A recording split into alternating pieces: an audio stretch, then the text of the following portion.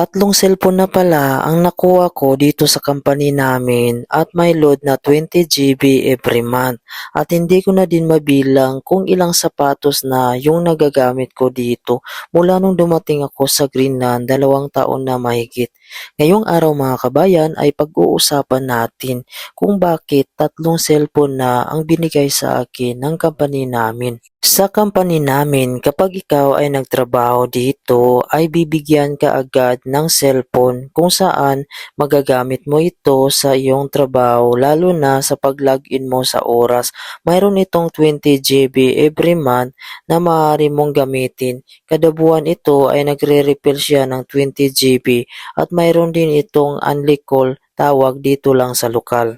Bali itong cellphone na binigay ng company at may load ay libre lang ito at hindi ito kakaltas sa sahod mo dahil isa ito sa mga privilege kung magtrabaho ka dito na mayroon silang libreng issue na cellphone at load.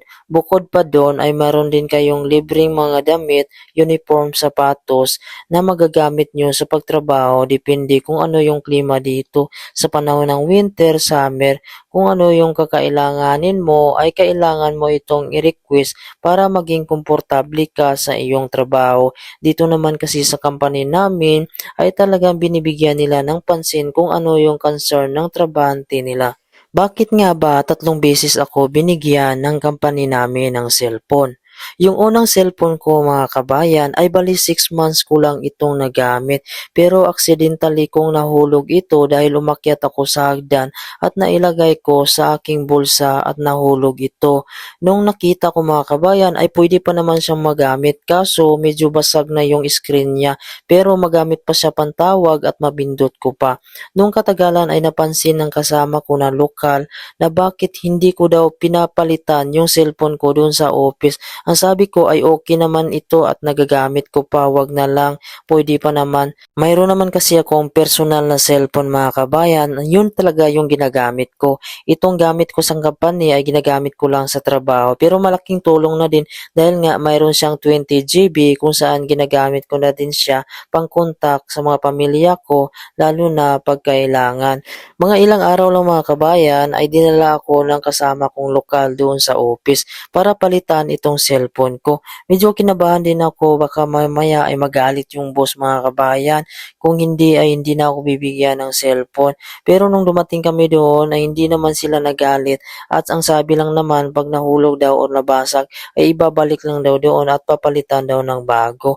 Ayun lang mga kabayan ay medyo natuwa din tayo no dahil hindi sila ganun dito ka-stricto pag ganun sa mga bagay na hindi mo naman sinasadya.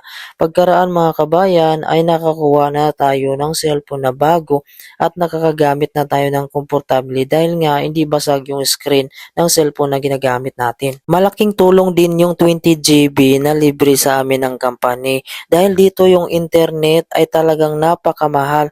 Kung bibili ka ng 20 GB dito, siguro ay aabot na din sa 5,000 pesos per month yung mababayaran mo. Saan ka pa mga kabayan? Malaking tulong na din at makasave ka. Medyo mahirap talaga pag wala ka kasing internet lalo na pag nasa trabaho ka. Lalo ako ay 11 hours akong nagtatrabaho. Minsan ay hindi ako makakontak sa pamilya ko ay hindi na ako mapakalinya.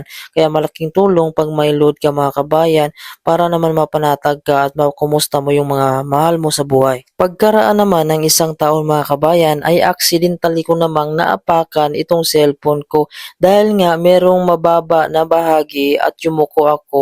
Nung paghakbang ko ay nahulog yung cellphone ko at sakto namang naapakan ko at nawasak talaga yung screen. Hindi ko naman ito nireklamo sa office dahil nga magagamit pa rin siya at pwede pa namang matawagan at mapindot. Hanggang sa nakita nga ng boss ko yung cellphone ko ay basag. Ganito kasi ang nangyari. Nagtanggalan kasi dito sa company namin ng mga tao. Yung mga cellphone na yon at ang number ay pinablock dito sa telecommunication kung saan hindi na babayaran dahil pag hindi ito pinablock, malaki ang babayaran hindi naman ginagamit. At yun na nga, yung cellphone number natin ay naisama doon sa listahan kung saan pinablock ng boss namin doon sa telecommunication. At nagreklamo ako sa boss ko na yung number ko ay hindi na matawagan at pinakita ko sa kanya. Kaya yun yung dahilan na nakita niya yung cellphone ko na wasak pala. Ang sabi niya, papalitan natin yung cellphone mo at yung number mo ipa-activate natin. Kaya yun ang nangyari mga kabayan ay binigyan ako ng boss ko ng bagong cellphone na magagamit dahil daw yung cellphone ko ay wasak na. Ang sabi ko sa kanya, "Sir, ito na yung pangatlong cellphone na nabigay sa akin dahil hindi ko naman sinasadya na mawasak yung cellphone at mahulog." Ang sabi niya, "Okay lang yan dahil nga hindi man daw maiwasan. Mas okay na lang daw yung cellphone ang nahulog basta yung trabahante ay safe lang dahil nga mas malaking gastos pa yon at napakadelikado." Ako naman kasi mga kabayan, hangga't nagagamit pa yung mga bagay at pwede pa, ay pinagtiyatiyagaan ko talaga yon dahil sayang din naman 'pag nagagamit at papalitan mo. Dahil sila naman dito ay hindi naman sila nanghihinayang basta sa mga gamit na dapat ay komportable yung isang tao. Kaya yun yung dahilan na binigyan ako ng boss ko ng panibagong cellphone. Dinalhan din pala ako ng sapatos ng boss ko dahil nga nakita niya yung sapatos ko nung umakyat ako sa hagdan na medyo luma na daw at marumi. Ang sabi ko sa kanya, "Okay pa naman sir at nagagamit ko pa naman ito. Magdadalawang taon na pala ito kaya medyo luma na." Ang sabi niya, "Bibigyan kita ng papel at ire-request mo doon kung saan ka kukuha ng sapatos na mga stock." Ang sabi ko sa kanya ay okay lang at wag na lang dahil pwede pa naman itong magamit. At nung nakaraang araw ay dinala niya lang sa akin yung sapatos na kinuha niya doon sa store kung saan pwede kaming kumuha ng mga gamit basta meron ka lang papel. Sa company namin mga kabayan ay pwede ka namang mag-request dito ng mga gamit every 6 months lalo na yung mga panloob mo sa lamig, mga medyas, sapatos. Ako naman ay 2 taon na talaga ako hindi nag-request ng mga gamit dahil nga yung mga uniform lalo na yung sapatos ay napakatibay dito kahit araw-araw kong yung ginagamit ay parang hindi siya nasisira. Dumi lang siya tingnan pero matibay man siya mga kabayan kaya nasasayangan ako dito. At may mga time din sa mga stock room namin kung saan yung mga gamit ng mga kasama ko na umaalis minsan 3 buwan lang sila, 1 buwan, 2 buwan, yung mga gamit nila ng mga sapatos at mga uniform ay naiiwan doon sa stock room. Kaya yun yung sinusuot ko dahil nasasayangan ako, nilalabhan ko ito. Minsan nga ay wala pa nga itong bakas ng mga alikabok dahil ilang araw lang nila sinuot at iniwan doon. Kaya napakadami kong mga sapatos na naipon. Yung iba nga ay nadala ko sa Pilipinas at naibigay ko sa mga kapatid at mga uncle ko.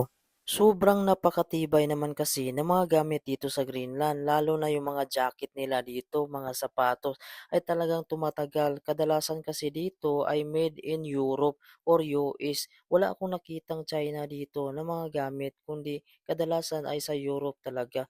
Kaya nung umuwi ako sa Pilipinas, ay wala man lang akong binili ng mga pasalubong, kundi kadalasan ito ay pinagkukuhan ko sa mga basurahan at dito sa mga stock room namin na hindi na ginagamit. At yun lang mga kabayan, hanggang dito na lang yung aking video. Maraming salamat po sa laging panonood. Huwag nyo naman po kalimutan i-subscribe yung ating YouTube channel at pindutin na din yung bell notification para updated kayo kung may bago tayong mga video.